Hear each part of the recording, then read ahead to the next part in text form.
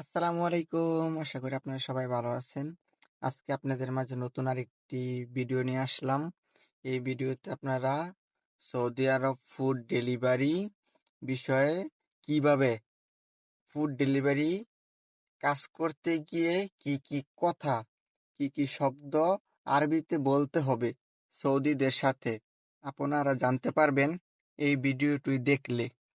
আর এই ভিডিওটা যদি ফুল দেখেন তাহলে নেক্সট যে ভিডিওটা আসবে ওই ভিডিওটার ধারণাটা আপনারা পাবেন।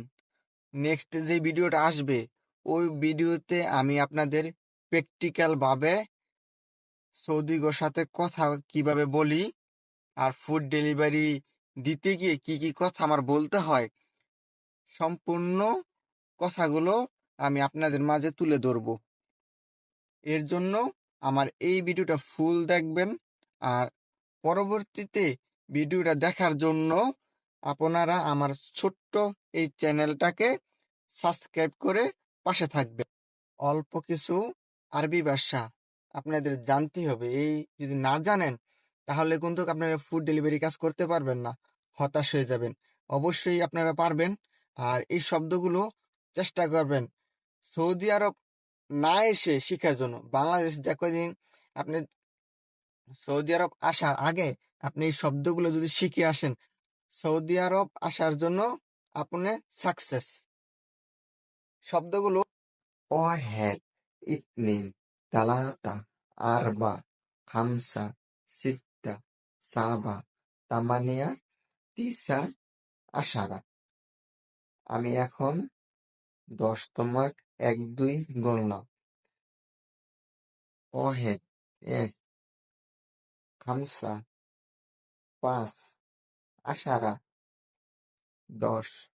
আপনার 100তম আরবিতে 1 2 জান 100তম আরবিতে আপনার জানতে হবে। কি কারণ?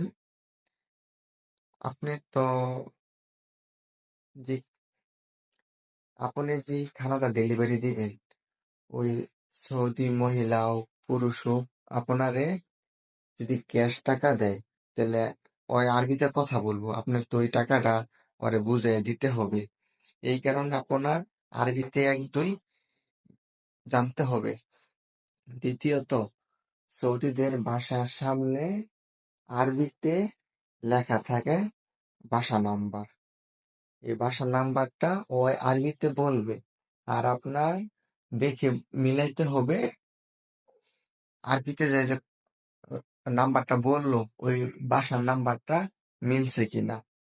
তাহলে সে আপনি বুঝতে পারবেন, শিওর হতে পারবেন। তারপরে আপনি সৌদির বাসায় ঢুইকা আপনি খানাটা দিয়ে দিতে পারবেন। আর যদি আপনি ভুল কোনো বাসায় ঢুইকা যান, যদি ভুল কোনো বাসায় চলে যান তাহলে তো আপনার মায়ের একটা মাটিত পড়বো না। কিরে, আপনি যদি ভুল করে অন্য একটা বাসায় ঢুইকা যান তাহলে সৌদি আরবের পুরুষরা খুব রাগ করে। ভুল করে অন্য কোনো বাসায় ঢুকা যাইব না। অবশ্যই এই ভিডিওটা একটি লাইক, একটি শেয়ার